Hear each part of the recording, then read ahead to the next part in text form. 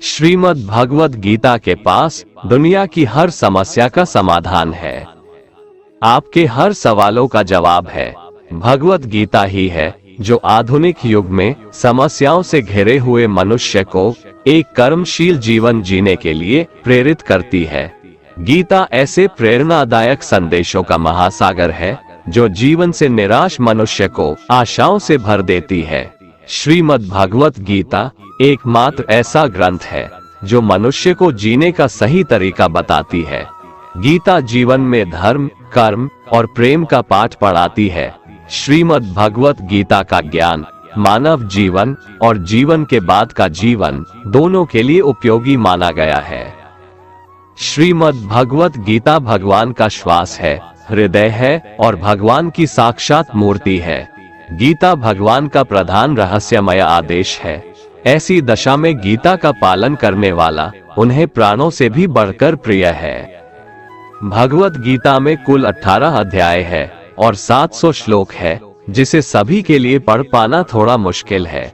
इसीलिए आज के इस बेहद ही खास वीडियो में हम श्रीमद् भगवत गीता के 111 विचारों के बारे में बात करने वाले हैं, जिन्हें जानकर आपका जीवन पूरी तरह से बदल जाएगा, जिन्हें जानकर आप श्रीमद् भगवत गीता का सही मतलब समझ पाएंगे। इसलिए इन विचारों को आप हर रोज जरूर सुने। तो चलिए जानते हैं भगवत गीता के 111 महत्वपूर्ण विचारों को।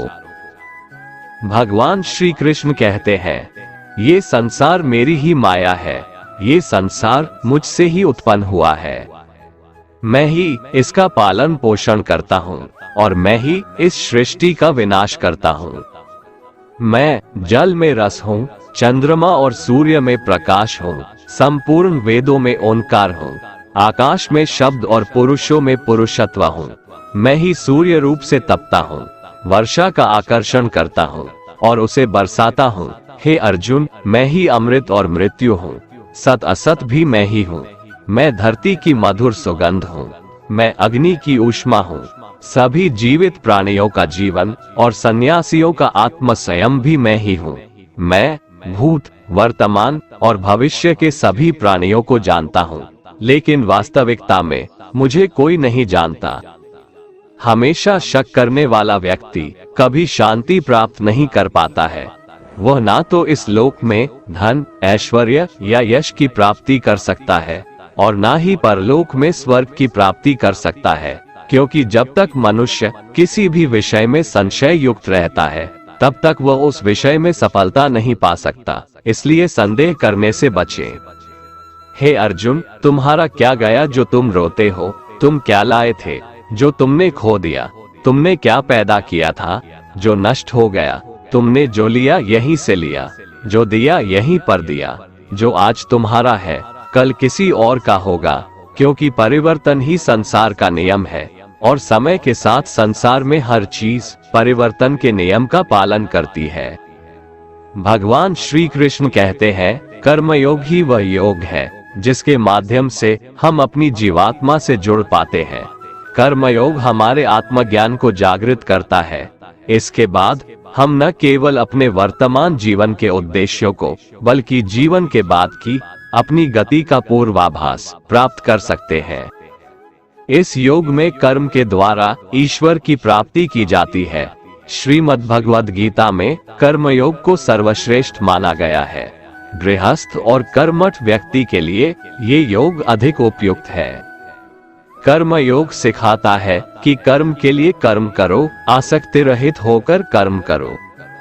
कर्मयोगी इसीलिए कर्म करता है कि कर्म करना उसे अच्छा लगता है और इसके परे उसका कोई हेतु नहीं है। कर्मयोगी कर्म का त्याग नहीं करता, वह केवल कर्मफल का त्याग करता है और कर्मजनित दुखों से मुक्त हो जाता है।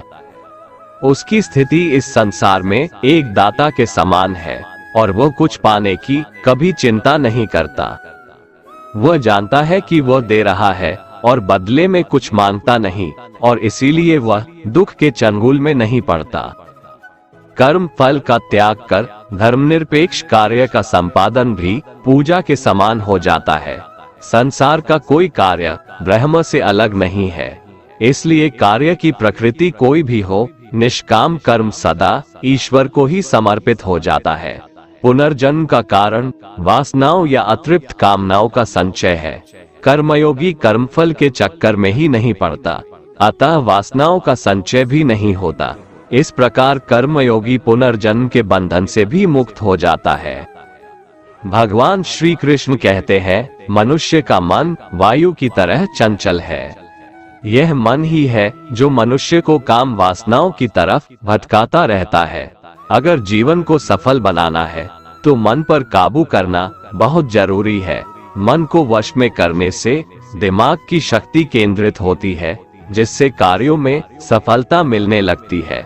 गीता के अनुसार जिस व्यक्ति ने अपने मन पर काबू पा लिया, वह मन में पैदा होने वाली बेकार की चिंताओं और इच्छाओं से भी दूर रहता है। साथ ही व्यक्ति अपने लक्ष्य को भी आसानी से प्राप्त कर लेता है। अगर मन को वश में नहीं करोगे तो वह तुम्हारा सबसे बड़ा शत्रु बन जाएगा।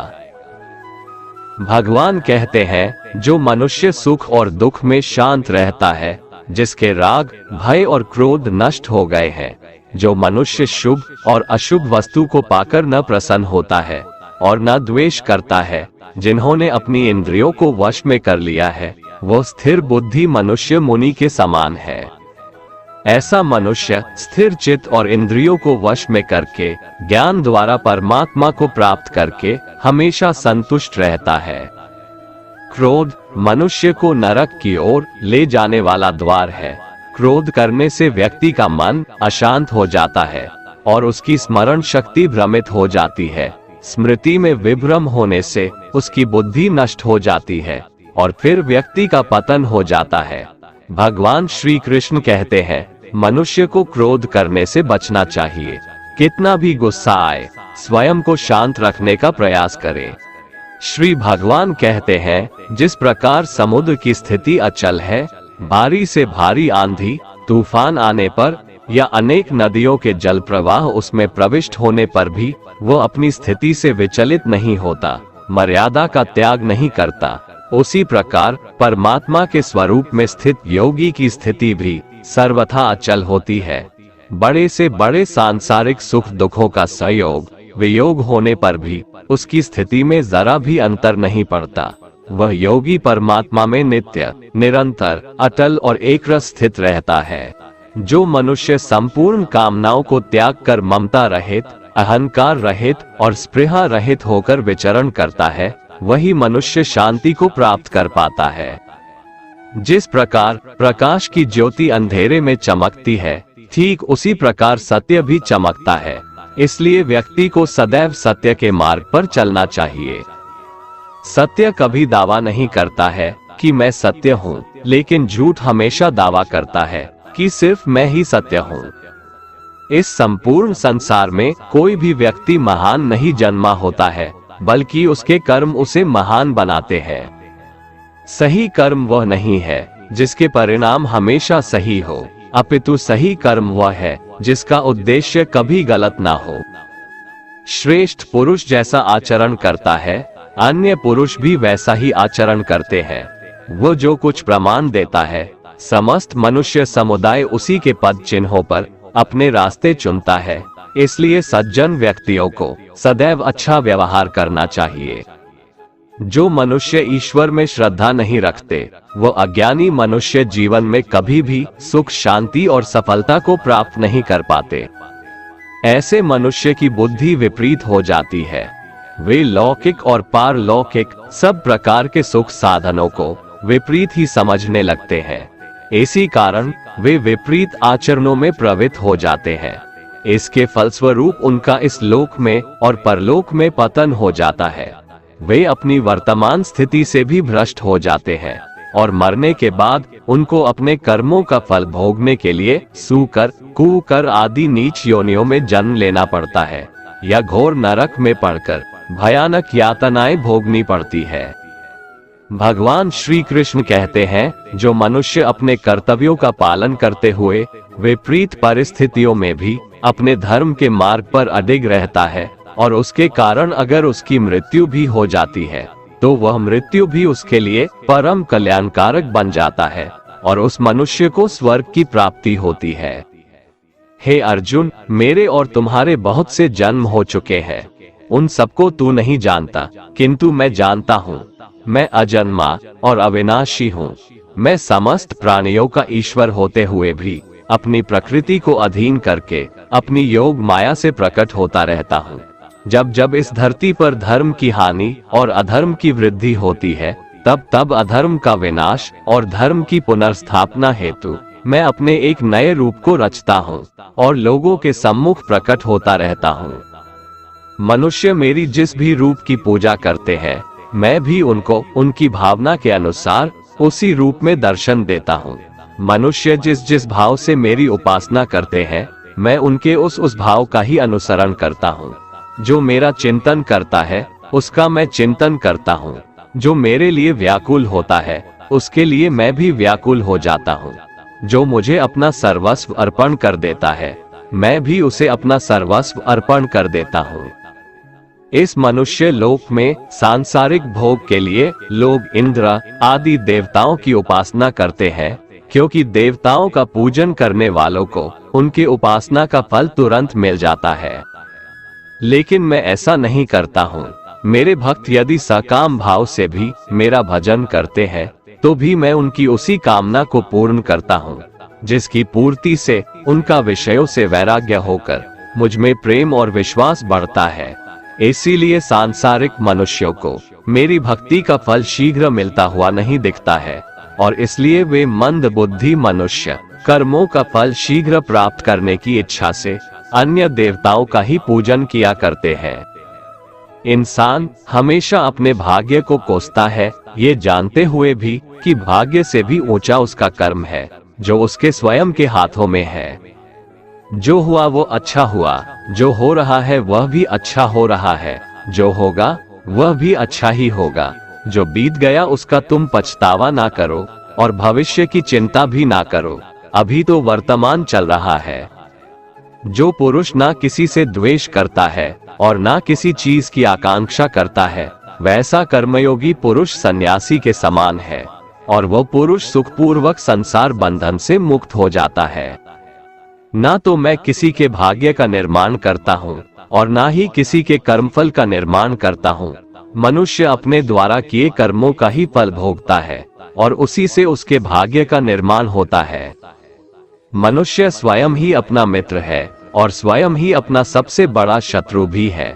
ज्ञानी मनुष्य कर्मयोग या भक्ति योग से एक ही जन्म में इस समुद्र रूपी संसार से निकलकर परमात्मा को प्राप्त कर लेता है, और अज्ञानी मनुष्य काम, क्रोध, लोभ, मोह में फंसकर 84 लाख योनियों में भटकता रहता है। भगवान श्री कृष्ण कहते हैं, भगवत प्राप्ति के लिए कर्म करने वाला कोई भी मनुष्य दुर्गति को प्राप्त नहीं होता है। इस लोक में या परलोक में वह जहाँ भी रहता है, वो परमात्मा के मार्ग में आगे ही बढ़ता रहता है। हे अर्जुन, जिनकी बुद्धि माया ने हर ली है, जो जानबूझकर पाप कर्मों में ही लिप्त हैं, जो मुझे जानने की चेष्टा भी नहीं करते, ऐसे मनुष्य को जीवन में और जीवन के बाद के जीवन में भी कष्टों से मुक्ति नहीं मिल पाता है। जो मनुष्य अंत काल में भी मुझको स्मरण करता हुआ शरीर त्यागता है, वह मेरे परम धाम को प्राप्त होता है, इसमें कोई संशय नहीं है। देवताओं को पूजने वाले देवताओं को प्राप्त होते हैं, पितरों को पूजने वाले पितरों को प्राप्त होते हैं, भूतों को पूजने वाले भूतों को प्राप्त होते हैं, और मेरा पूजन करने वाले भक्त मुझको ही प्राप्त होते हैं। इसलिए मेरे भक्तों का पुनर्जन्म नहीं होता। जो कोई भक्त मेरे लिए प्रेम से पत्र, पुष्प, फल, जल आदि अर्पण करता है, उस शुद्ध बुद्धि निष्काम प्रेमी भक्त का प्रेम पूर्वक अर्पण किया हुआ वह पत्र, पुष्प मैं सद्गुण से प्रकट होकर प्रेम पूर्वक खाता हूँ।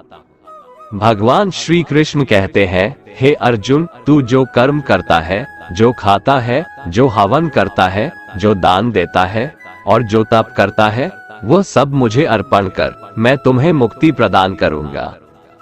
मेरे लिए ना तो कोई प्रिय है और ना ही अप्रिय, परंतु जो भक्त मुझको प्रेम से भजते हैं, वो मुझ में है और मैं उनमें हूँ। यदि कोई दुराचारी भी अनन्य भाव से मेरा भक्त बनकर मुझको भजता है, तो वह पुरुष भी साधु के समान है, क्योंकि उसने भली भांति निश्चय कर लिया है कि परमेश्वर के भजन के समान अन्य कुछ भी नहीं है। स्त्री, वैश्य, शूद्र, भूत, पिशाच, चांडाल कोई भी हो, वो मेरी शरण में आकर परम गति को प्राप्त होते हैं। हमारे तामसिक गुण हमारे अंदर हीन भावना पैदा करके हमें खुद को उदास और नुकसान पहुंचाते हैं, और हमारे राजसिक गुण हमें ईर्ष्यालु और लोभी बना देते हैं। भगवान श्री कृष्ण कहते हैं, हर मनुष्य को तामसिक और राजसिक गुणों को खत्म करके अपने सात्विक गुणों से परिचित होना पड़ेगा। सात्विक गुण वो है जो आत्मा को अपने आसपास की हर चीज से जोड़े रखता है और उन्हें प्यार करना सिखाता है। किसी का अच्छा ना कर सको तो बुरा भी मत करना, क्योंकि दुनिया कमजोर है लेकिन दुनिया बनाने वाला नहीं। जिंदगी में हम कितने सही हैं और कितने गलत हैं, ये केवल दो लोग जानते हैं, एक परमात्मा और दूसरी हमारी अंतरात्मा। अपने आप को भगवान के प्रति समर्पित कर दो, यही सबसे बड़ा सहारा है। जो कोई भी इस सहारे को पहचान गया है, वह डर, चिंता और दुखों से आजाद रहता है। मनुष्य को सबसे पहले खुद का आकलन करना चाहिए, अर्थात खुद के बारे में जान लेना चाहिए। खुद की काबिलियत और क्षमता को जानना ही मनुष्य को आत्मज्ञान की प्राप्ति करा सकता है। जब तक मनुष्य खुद के बारे में जान नहीं लेगा, तब तक उस मनुष्य का उद्धार नहीं हो सकता। श्रीमद् भगवत गीता में भगवान श्री कृष्ण कहते हैं कि हर एक मनुष्य को अपने आप पर पूरा पूरा भरोसा करना चाहिए, क्योंकि जो लोग खुद पर विश्वास करते हैं वह अवश्य ही सफलता प्राप्त करते हैं। ऐसा भी बताया जाता है कि जो व्यक्ति जैसा विश्वास करता है, आखिरकार वैसा ही बन जाता है। सुख और दुख सर्दी और गर्मी के समान है। आज अगर दुख है तो कल सुख भी अवश्य होगा। इसलिए इन दोनों ही परिस्थितियों में मनुष्य को संयम से काम लेना चाहिए। जो मनुष्य अपने सभी काम में मन लगाकर अपना कार्य करते हैं और वो छोटे से छोटे कार्यों में भी खुशी ढूंढ ही लेते हैं, वो लोग निश्चित ही अंत में सफलता प्राप्त करते हैं। वहीं दूसरी तरफ ऐसे मनुष्य भी होते हैं जो अपने काम को बस एक बोझ समझकर बस पूरा कर देना चाहते हैं और अपने किसी भी काम को सही ढंग से नहीं करते हैं। तो ऐसे मनुष्य हमेशा ही अपने जीवन में पीछे रह जाते हैं। जो लोग स्वार्थी प्रवृत्ति के हैं, जो सिर्फ अपना मतलब साधने में लगे रहते हैं, जिन्हें दूसरों की भलाई से कोई मतलब नहीं है, ऐसे लोगों का कभी भला नहीं होता। श्री कृष्ण ने गीता सार में उन लोगों के लिए इस उपदेश के माध्यम से बहुत बड़ी सीख दी है। भगवान कहते हैं, स्वार्थ शीशे में फैली धूल की तरह है, जिसकी वजह से व्यक्ति अपना प्रतिबिंब ही नहीं देख पाता। इंसान का स्वार्थ उसे अन्य लोगों से दूर ले जाकर नकारात्मक हालातों की तरफ धकेलता है, जिसके चलते व्यक्ति अकेला रह जाता है। अगर आप चाहते हैं कि आप भी अपना जीवन खुशीपूर्वक व्यतीत करें, तो इसके लिए यह जरूरी है कि आप अपने स्वार्थ को कभी अपने पास नहीं आने दें, क्योंकि स्वार्थी मनुष्य दोस्ती भी सिर्फ अपना स्वार्थ निकालने के लिए करते हैं। ईश्वर हमेशा मनुष्यों का साथ देता है। जो व्यक्ति इस प्रभावशाली सत्य को मान लेता है, तो उसका जीवन पूरी तरह बदल जाता है। सृष्टि निर्माता ईश्वर ही है जो संपूर्ण जगत को चला रहा है। वहीं इंसान तो बस ईश्वर की हाथ की एक कठपुतली है। इसलिए इंसान को कभी अपने भविष्य या फिर अतीत की चिंता नहीं करनी चाहिए, क्योंकि हर विकट परिस्थिति में ईश्वर इंसान का साथ देता है और उसे मुश्किल से बाहर निकालता है। इसलिए हम सभी को ईश्वर पर भरोसा रखना चाहिए। श्रीमद् भगवत गीता में श्री कृष्ण ने यह उपदेश दिया है कि अपने काम को पहले प्राथमिकता दें और पहले अपने काम को पूरा करने की कोशिश करें, तभी दूसरे का काम करें। क्योंकि जो लोग पहले अपने काम को नहीं करते और दूसरे का काम करते रहते हैं, वे लोग अक्सर परेशान रहते हैं। मनुष्य अपने हृदय से जो दान कर सकता है, वो अपने हाथों से नहीं कर सकता, और मौन रहकर जो कुछ वो कह सकता है, वो शब्दों से नहीं कह सकता। जो चीजें हमारे दायरे से बाहर हो उसमें समय गंवाना मूर्खता ही होगी। किसी भी व्यक्ति को ना तो समय से पहले और ना ही भाग्य से अधिक कुछ मिलता है, लेकिन उसे पाने के लिए सदैव प्रयत्नशील रहना चाहिए। जो मनुष्य मेरे पर मन लगाते हैं, मेरी भक्ति करते हैं, मैं उनको वो सब कुछ प्रदान करता हूँ जो उनके पास नहीं है, और जो उनके पास है मैं उनकी रक्षा भी करता हूँ। इसलिए ये बहुत जरूरी है कि हम अपने बुरे वक्त में परमात्मा पर भरोसा रखें। भगवान श्री कृष्ण कहते हैं, कितना भी बुरा वक्त आ जाए कभी विचलित नहीं होना चाहिए, बल्कि डटकर उसका सामना करना चाहिए, क्योंकि इस संसार का नियम है, जो आया है उसे दुख का सामना करना पड़ेगा। रोने से और चिंता करने से कोई फायदा नहीं होने वाला है, बल्कि इससे दुख और बढ़ेगा। जीवन में आगे बढ़ने के लिए और अपनी अलग पहचान बनाने के लिए यदि आपको क्रांतिकारी भी बनना पड़े तो इससे पीछे न हटें। कहने का सीधा मतलब ये है कि जरूरत के हिसाब से खुद में बदलाव करें और समाज के बारे में न सोचते हुए अपने काम पूरे करें।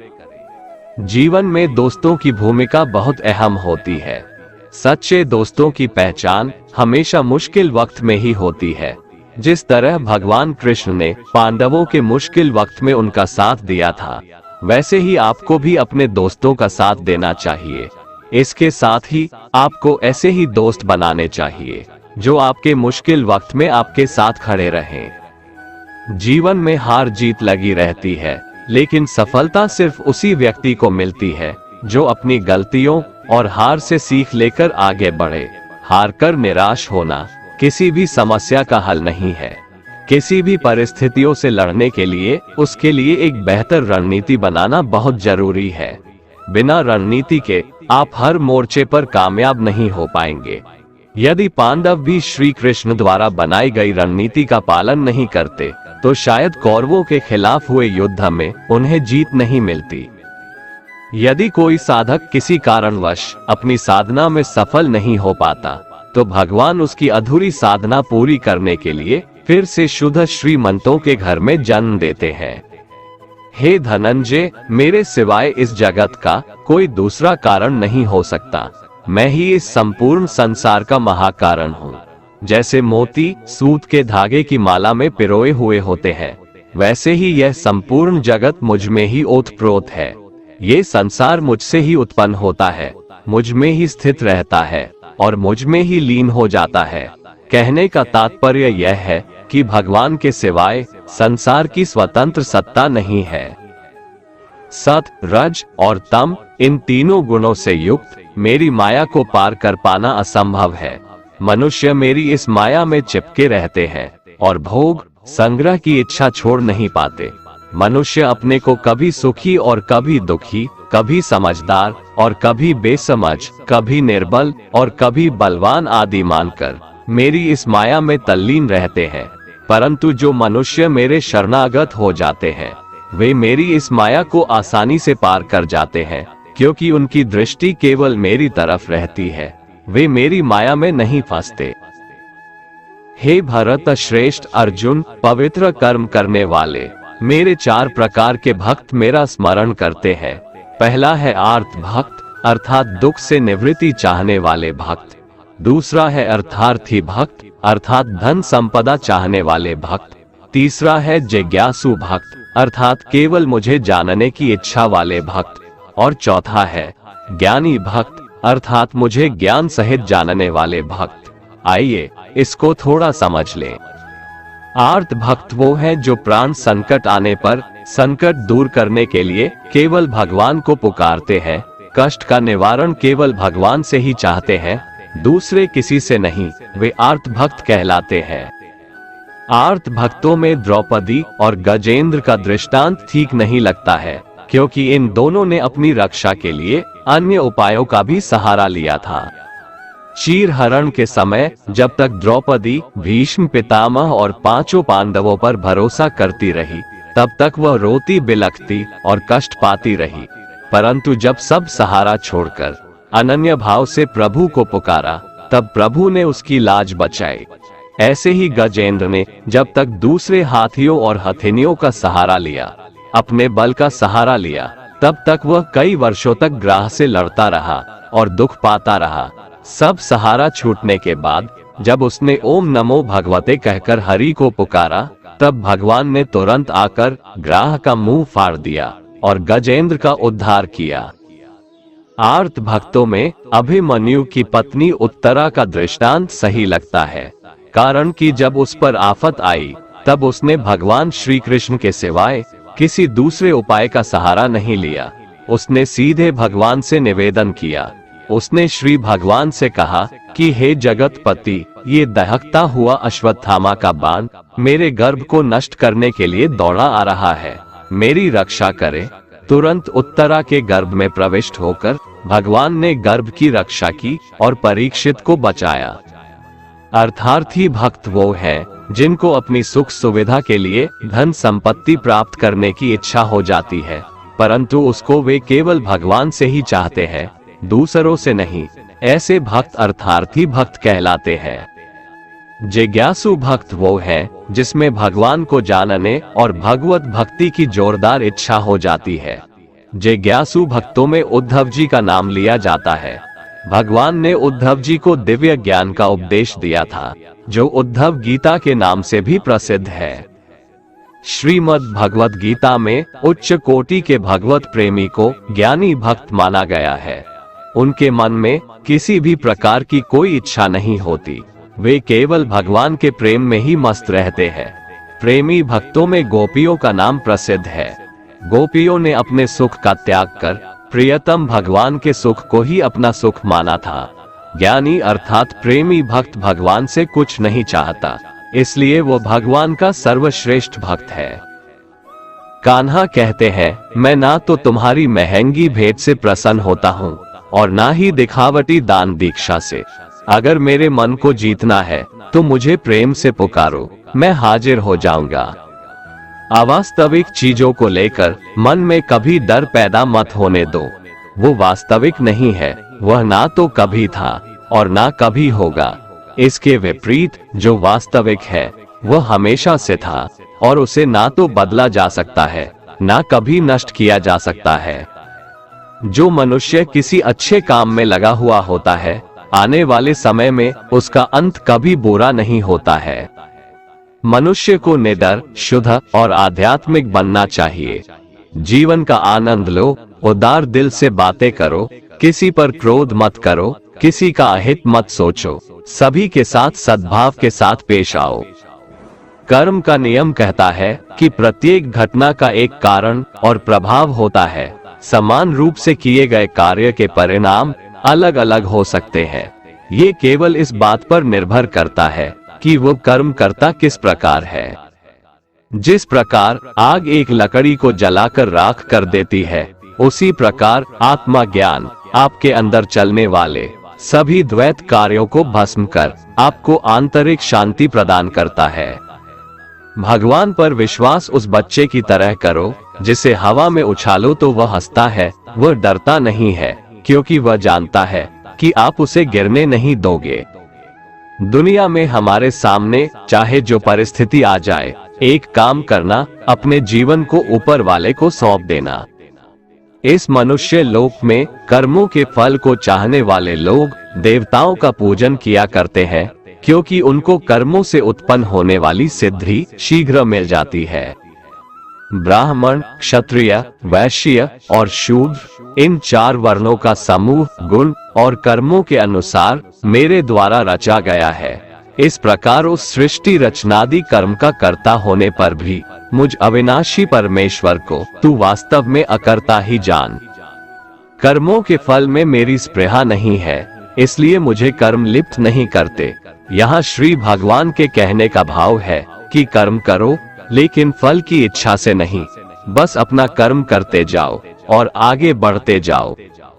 पूर्व काल में पूर्वजों ने भी इस प्रकार मेरे बताए अनुसार ही कर्म किए हैं और मोक्ष को प्राप्त हुए हैं। इसलिए अगर तू भी मोक्ष को पाना चाहता है तो पूर्वजों द्वारा सदा से किए जाने वाले कर्मों को ही कर। जिसकी आसक्ति सर्वथा नष्ट हो गई है, जो अपने देह पर अभिमान नहीं करता और जो ममता से रहित हो गया है, जिसका चित्त निरंतर परमात्मा के ज्ञान में स्थित रहता है, वैसा कर्मयोगी अपना कर्म यज्ञ की तरह करता है और मोक्ष को प्राप्त होता है। जो अपना सब कुछ परमात्मा को अर्पित कर देता है, जिसके लिए परमात्मा ही सब कुछ है, जो अपने हर कर्म में परमात्मा को देखता है और हर कर्म परमात्मा के लिए करता है, वैसा कर्मयोगी मोक्ष का अधिकारी होता है। जो मनुष्य मुझसे परम प्रेम करके इस परम रहस्य युक्त गीता शास्त्र को मेरे भक्तों में कहेगा, वह मुझको ही प्राप्त होगा, इसमें कोई संदेह नहीं है। उससे बढ़कर मेरा प्रिय कार्य करने वाला मनुष्यों में कोई भी नहीं है, तथा पृथ्वी भर में उससे बढ़कर मेरा प्रिय दूसरा कोई भविष्य में होगा भी नहीं।